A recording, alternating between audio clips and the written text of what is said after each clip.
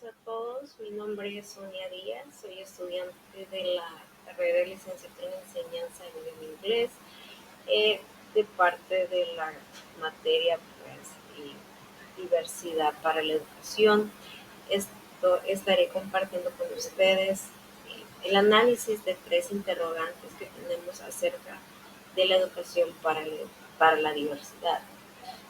La primera de ellas es la siguiente: ¿cómo plantea la teoría que debe ser la atención a la diversidad en las aulas salvadoreñas? Bueno, en primer lugar, la escuela debe ser un lugar seguro para todos los y las estudiantes que asistan,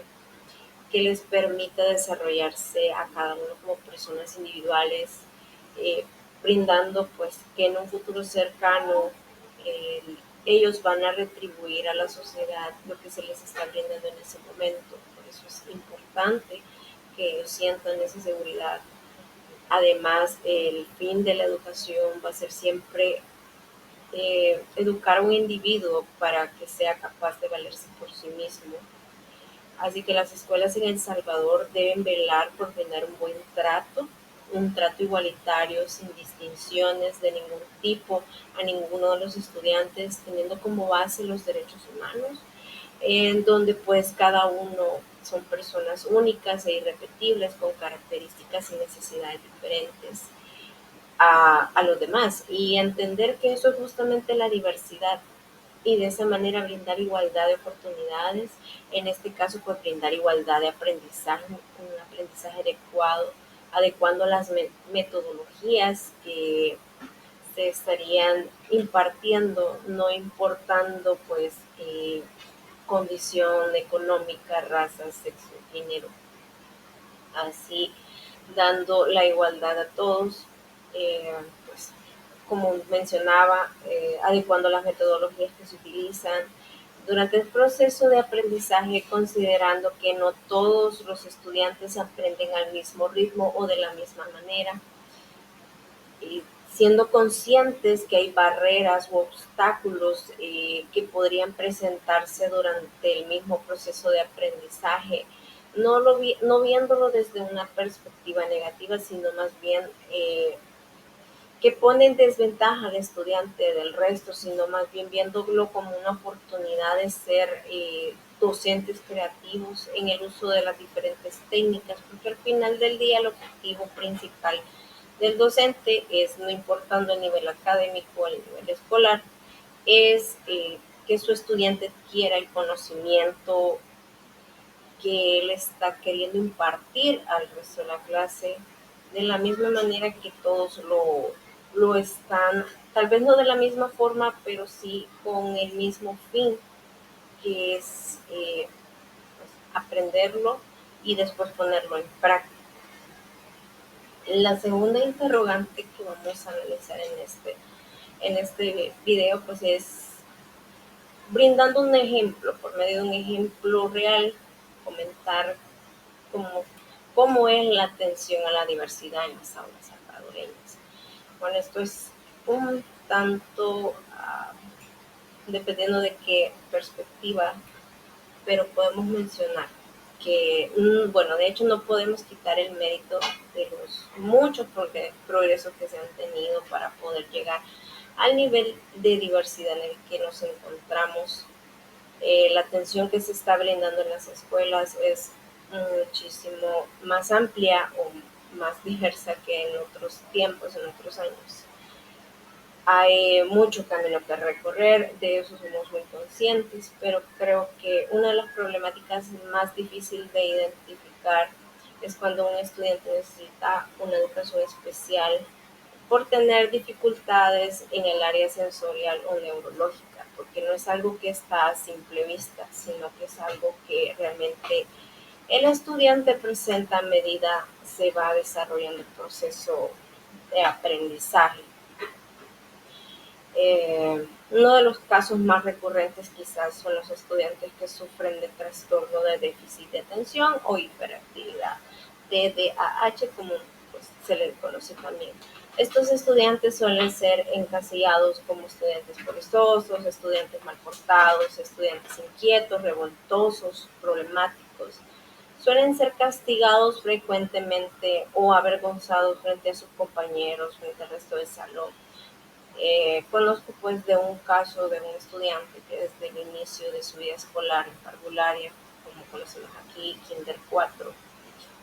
pues las maestras lo tomaban como justamente un niño perezoso que le gustaba perder el tiempo. Solían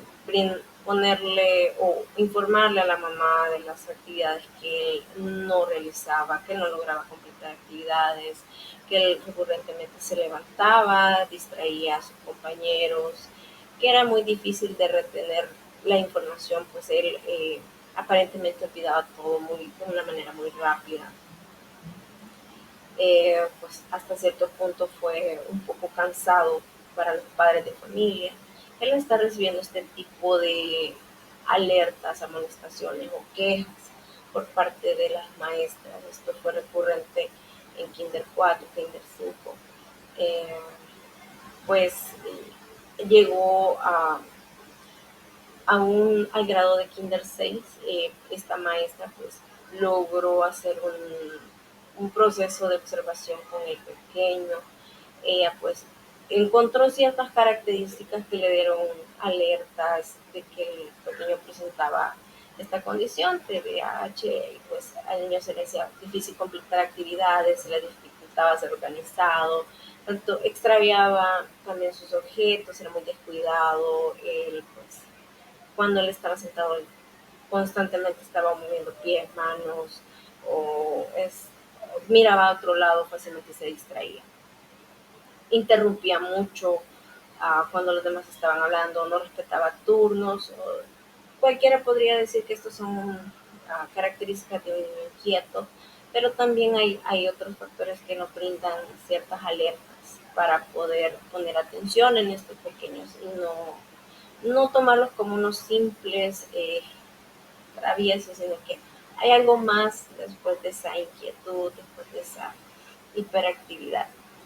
Bien, la maestra pues habló con los padres, al inicio los padres tal vez no lo tomaron de la mejor manera porque desconocían del tema, desconocían sobre el caso. Ella sí les recomendó el poderle dar un seguimiento con los profesionales, pues la madre inició el proceso con el pediatra inmediata desde pequeño, entonces él también dio su observación, vio algunas características y pues le fue referido al siguiente especialista, al psicólogo, luego neurólogo y pues al final del caso el niño pues, casi después de un año se le dio un diagnóstico de manera más formal después de las pruebas que se le realizó, entonces al final sí fue diagnosticado con TDAH. Eh, a los padres se les orientó sobre esta condición, se les brindó al pequeño pues terapias conductuales, las cuales pues, los padres realizaban de manera personal y también se le brindó un informe a la escuela, algunas terapias que tenía que realizar ahí, los maestros tuvieron que adaptar el currículo, bueno, las actividades que realizaban para poder ser más beneficiosas al estudiante, ¿verdad? Y al final cumplir el objetivo que era el proceso de aprendizaje de la manera más normal y tranquila para que pudiera asimilar los conocimientos. Pues muchos casos como estos,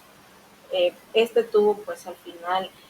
un, un fin satisfactorio, algo que fue de beneficio tanto para el estudiante como para los padres e incluso los maestros, porque ya con un diagnóstico ellos les es más fácil poder hacer las adecuaciones a sus diferentes actividades, buscando la metodología o las técnicas más adecuadas para poder tener un buen proceso de educación y aprendizaje para este tipo de estudiantes, pero hay otra gran parte de estudiantes a los cuales no se les brinda este seguimiento y pues continúa su proceso escolar durante todo su ciclo escolar hasta llegar probablemente a bachillerato donde no son diagnosticados y lejos de ser la escuela un lugar de aprendizaje y seguro para ellos se vuelve un lugar donde se sienten frustrados, donde se sienten encasillados y pueden haber deserciones escolares a raíz de esta incomprensión escolar. También continuando con la tercera y pues última interrogante sería, tomando en cuenta los elementos claves de la inclusividad, plantee una propuesta de valor para la atención a la diversidad en El Salvador. Tomando como base el caso anterior, pues creo que en primer lugar debemos de hacer conciencia y sensibilización a la vez sobre la diversidad de estudiantes y personas que tenemos en nuestra sociedad.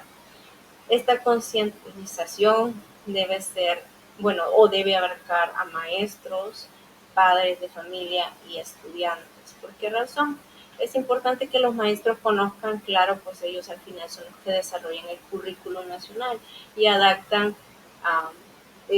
las actividades conforme a las necesidades de cada estudiante. Pero también como padres de familia debemos entender que nuestros hijos uh, requieren de atenciones, muchas veces atenciones especiales y específicas, para poder tener un proceso de aprendizaje y adaptación a la sociedad satisfactorio, sintiéndose ellos seres incluidos en una sociedad que los vea a ellos como seres humanos que sienten, que viven, que piensan que son únicos. Entender que la diversidad no significa que es algo malo o que ser diferente es algo malo, sino entender que la diversidad nos hace tener una riqueza cultural porque nos permite entender desde diversos puntos o desde diversas perspectivas una misma opinión, por ejemplo, un mismo caso, poderlo ver desde diferentes puntos. A los alumnos también es importante poderles brindar talleres o capacitaciones acerca de esto, ya que ellos son los que conviven, son sus compañeros, ellos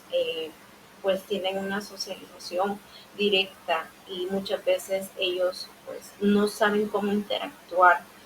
eh, o comprender lo que esa persona está sintiendo y por qué está actuando de esa manera. No es por ser rebelde, no es por ser desobediente, no es por ser raro, simplemente porque su cerebro y lo asimila o lo absorbe de esa manera. Por eso considero importante que en nuestro país se tomen iniciativas eh, tomando en cuenta no solo a maestros para capacitarlos, para poder manejar a estos estudiantes, sino a los padres de familia, ser conscientes y quitar el tabú de que este tipo de estudiantes son una carga o que va a ser difícil poner de inmediato la etiqueta de que va a ser difícil su proceso de aprendizaje, sino por lo contrario. Si se realiza se hace un diagnóstico a tiempo, el proceso de aprendizaje se va a llevar de la manera más tranquila y normal para el estudiante al punto de llegar al objetivo de lograr el aprendizaje de manera efectiva. Y en el caso de los compañeros o estudiantes, pues el poder llevar una convivencia sana, respetuosa ante todos sus compañeros. Esto ha sido todo. Les agradezco mucho por su atención.